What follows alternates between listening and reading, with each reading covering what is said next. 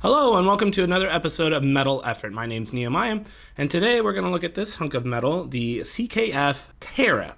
This is a Snecx Tan design. It's a collab with CKF over in Russia, and I've gotten a good chance, about a week, to spend with it so I can give my final verdict on this knife. I did a Snecx preview about a week ago, and I've definitely cemented some thoughts. I'm glad that I took the extra time.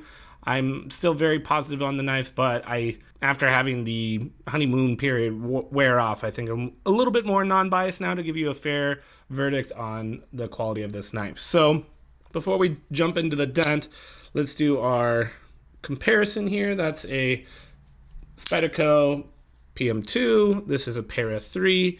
So the blade is about a 3.5 inch from the shoulder.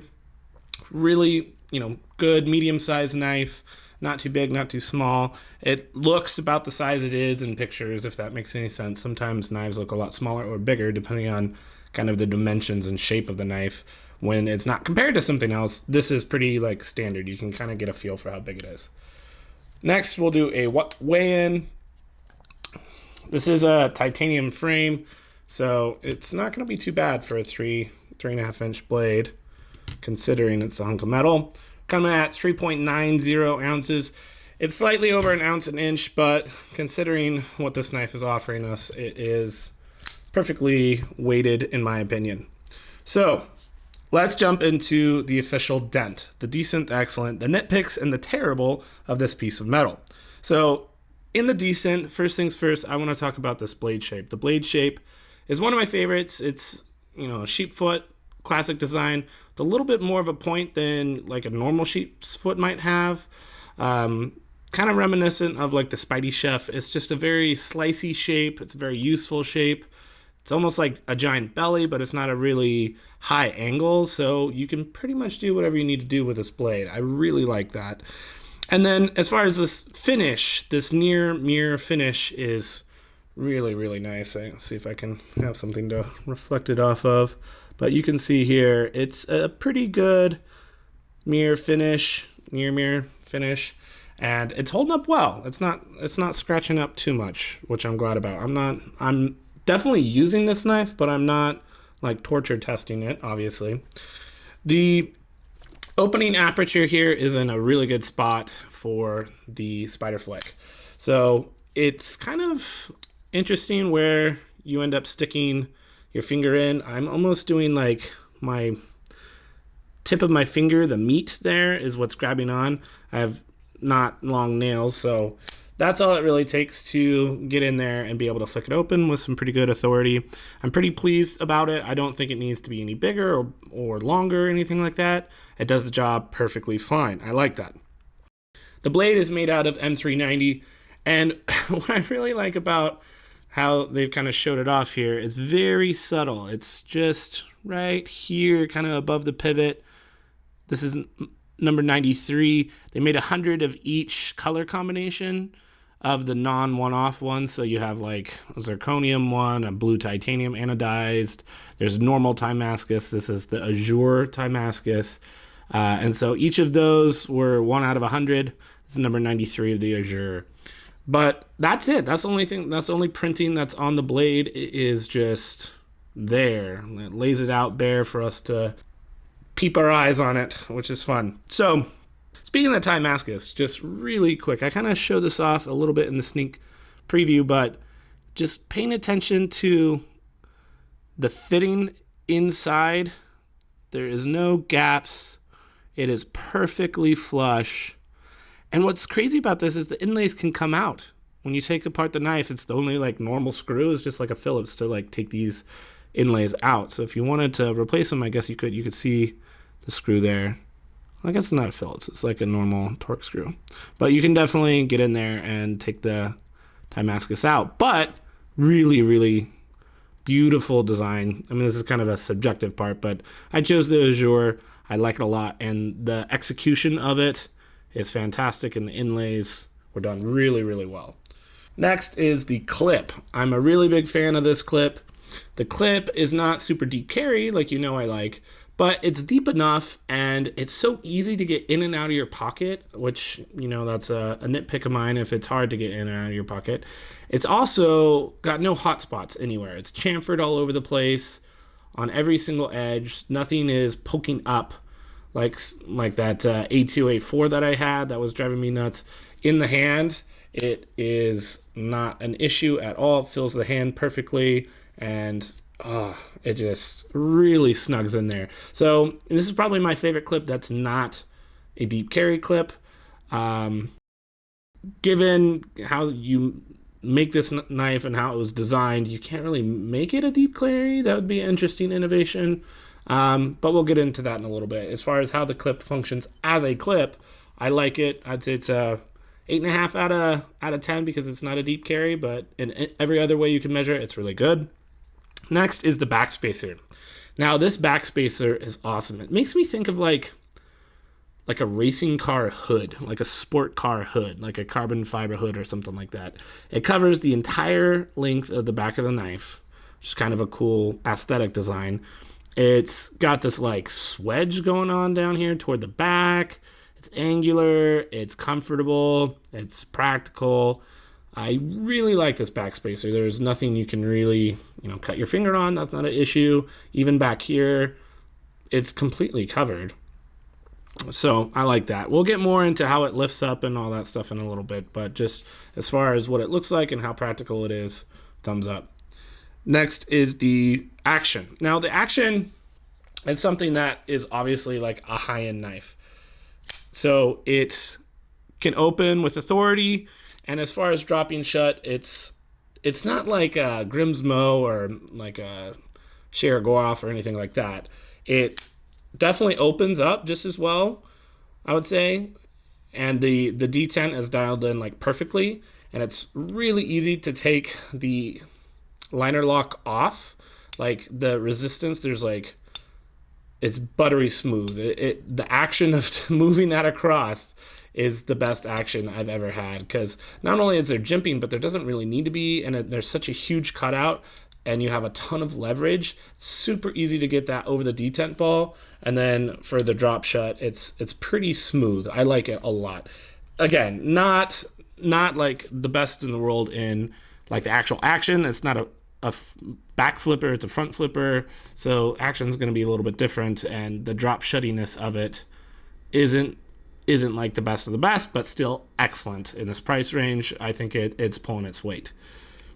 The next thing I want to talk about is just the ergos in general. Now, when you look at the knife, it's kind of blocky visually a little bit, but in the hand, this is the most surprising thing about the knife. It's just how comfortable this is. This cutout here, all the chamfers, it kind of raises in the back, so it gives you a little junk in the trunk for you to have your palm fill.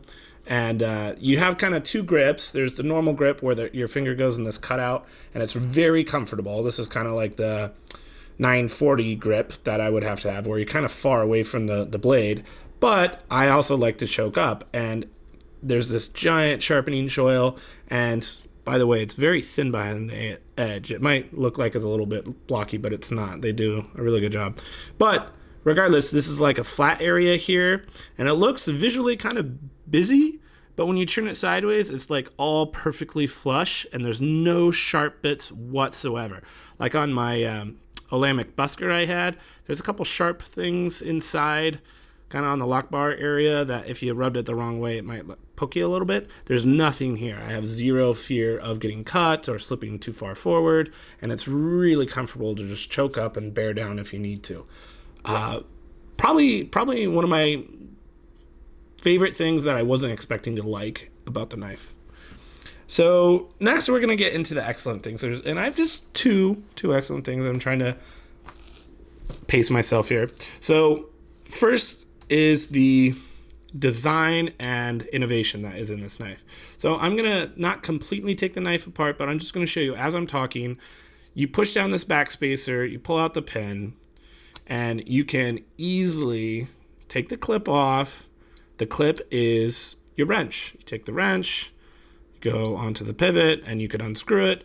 Even before you do that, you can take that backspacer and it lifts up like a car hood. You take this guy out, and you can get into the knife. This is your stop pin here. It's kind of the hinge of where the hood pops up. This pin and this pin are not screws. They just pop off once you get the pivot off, and it's really easy to get into the knife, clean it up, and do what you need to do. It's that quick. It's that easy. It's the idea of being able to field strip your knife, clean it out with literally no tools. So Snecx Tan's Buster, not Busker, but Buster, is really expensive, custom knives that he made. I think he only made like 15 of those. But the whole thing about that knife is that you could take apart the whole knife with a credit card. All the slots on the pivots and everything were kind of the thickness and gave you the clearance to have a credit card kind of unscrew this. And this is just taking the next step further. Like, why do you even need a credit card? If you're in the wilderness, you might not have one. I don't know. So I like that aspect of it, of I don't have to mess with my tools. You don't have to worry about stripping anything out. You're not going to strip this out with that giant pivot screw and like shape. It's proprietary, but it's shipped with 2 pivots and it's shipped with 2 clips. So I don't know, you're really going to have to be a bumpkin to mess that up and get in trouble where you'd have to ask for more parts. So I am super excited about the ease of this, the idea of it, the innovation of it, the practicality of it. It was the main draw to me getting this knife, and I think it really sets itself apart from pretty much every other knife out there. It's really, really, really cool. Next thing for the excellent, and the last thing for the excellent, is the fit and finish. Everything, being able to take this apart kind of like a Chinese finger puzzle or something like that, it's incredibly difficult, I'm sure, to get everything to fit together perfectly and still have everything fit together with nothing rattling and, perfect centering and all that stuff. It's just incredible work that CKF did in pulling off this design and just making sure that Snecx, original AutoCAD and kind of plan for this knife came to fruition in a way that would hold up to his high standards. And I think they pulled it off. I really do. I can't speak for if all of them are this well finished. I would assume so. I only have one of these, but, maybe I'm the lucky one, or maybe they just make sure that all of them are this good. But that, oh man, it's just nice not to have like a little tiny thing about a knife that just kind of nags at you, knowing that, oh man, this could have been a little bit better if I had, hit the lottery and gotten one that was a little bit better on the quality control. I don't think you're going to have to worry about this, and you probably shouldn't at this price point. So now let's get into the nitpicks. I actually have 4 nitpicks. Aren't you proud of me? All right, so first thing, the pivot screw. So I'm going to see if I could zoom in a little bit here. So you can kind of see here, there's some light scratches. Now, I don't think that's from the pivot because I'm pretty careful about putting it directly in, but I am carrying this in my pocket. And so just whatever's in your pocket is going to be rubbing up against this, like what was really, nicely polished pivot surfaces. And so if you're not going to have this be like a, safe queen for you, that might be a consideration. It is going to get kind of battered up in some places. I'm sure that this mirror finish, eventually if you're using it, you are going to scratch it. And so that's kind of the thing you have to like realize. Are you buying this as an art piece, or are you buying it as a user? I'm buying it as a user, and I appreciate the aesthetics, and it's a huge draw to me for the knife, but I could just buy paintings otherwise. I want to use this. And so that's just something, it's not a big deal, but I kind of wish it was like more of a matte finish, that stone wash pivot or something that wouldn't scratch up so easily, because that is always going to get rubbed up on stuff where the blade might not be. All right, next is the words on, or I guess word and letters. So this is Snecx and this is CKF. And they're subtle enough. I don't mind them being there. They're kind of billboardy. I'm willing to forgive them because they, took it off the blade. The blade is so clean. So I think if I had to pick between this stuff being here or here, I'd rather have it here. The downside is that the actual feeling of whatever they did to etch this stuff on, it you can very much feel it, and there's a lot of resistance. It almost feels sticky, for lack of a better word. And so that worries me for two reasons. One, I don't like the feel of it in my hand. I feel like, oh man, I gotta rub that off. Oh no, wait, I don't want to rub that off. It's gonna come off. Second thing is, this might come off. I don't know. Nothing has come up yet. It's not like any of it's starting to come off, but I am gonna be using this, and so fast forward a couple years from now, that might be the case. It might indeed start to come off. And if it doesn't, in the meantime, I just got these like little braille type indentations that I can just feel, and it's right where you're going to be grabbing the knife all the time. Next thing is the front flipper. So I've done it successfully a few times, and each time I do it, I'm like, haha, I figured it out. And then I immediately try it a second time and I can't do it. And part of it is, my next gripe is this jimping. So the jimping looks good, but it's like not practical at all. It's almost worse than if they just not had jimping at all, because it's so rounded and it's so polished that there's just less surface area for my finger to like grab onto. So in order for me to be successful at front flipping this needed to be a lot more aggressive, more indentations and much sharper indentations. It's one of those things where if I'm, up here on the knife, I'm going to want that traction anyway. But for the just practicality of being able to even front flip this, you need to have all your pressure on this, last little like 10% of all this jimping to have the grip and the leverage to actually pop the blade out. And so right now my hands are kind of sweaty from trying it so many times. If I'm dry, I can do it, but otherwise my finger is just like slipping off, and it's kind of annoying. But to be honest, I don't really care about the front flipper part. That's not a deal breaker for me, because I prefer, if there's a spider flick option, I always go for the spider flick option. So being able to open it up like this, that is all I need. It's similar to how Dr. Funky deleted, or had the flipper tab deleted off of his new Arius.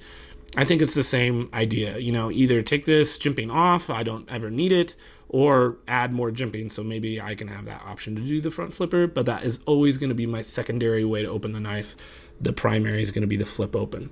It's just more reliable, more satisfying, and I think quicker too, usually. Less dangerous. You're not going to drop the knife as often as well. Last thing as we move into the terrible, and this is kind of obvious, this is the price. The price is $1,200, and $1,210 for the particular version. This spec that you see here, this was $1,210 before any like discounts or codes or anything that they might give you. That's a lot. The base models are starting at $910. That's like the anodized titanium, or the zirconium is like $980 or something like that. But they also take them and they modify them and do like a custom kind of, after they produce the knife, finish that can go all the way up to like $1,900. And they're really, really, really awesome design, some of them. And there's a lot of different configurations. They have some for $1,600, some for like $1,150. So there's some cool stuff. I got this from Russia with knives.com. They're one of the best spots to get this particular knife, and they do have a lot of them available.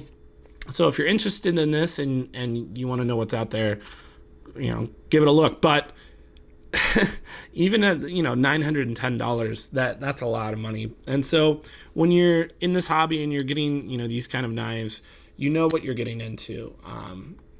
It's not a practical thing, right? The video before this, I did a review on the Civivi Backlash, which is a $42 knife, and it's as far as cutting things and like having a pocket knife in your pocket, it's like 95% of what this knife is at the end of the day, to be honest. Does it excite me? No. Does it make me want to fondle it and play with it all the time? No. Is it something that I'm going to have and use 10 years from now? No. And so this is something in between art and just ultimate practicality. It really is right at the crossroads of form and function. And that's where I want to hang out. I don't want to go any more expensive than this, any flashier than this, because then I'm going to feel like I don't want to use it. And that's not my particular brand of knife hobby. You're your own person. I'm not telling you how to live your life, but you're going to know. What is this knife? I just told you the pros and the cons of it. You're going to know how much money you have in your bank, and you're going to know what you're in this hobby for. And so, honestly, you need to make that decision for yourself. If you got the money and you're asking me for my opinion, this knife is fantastic, and you should buy it if you can. That's it, everybody. I hope you enjoyed this video. Bye.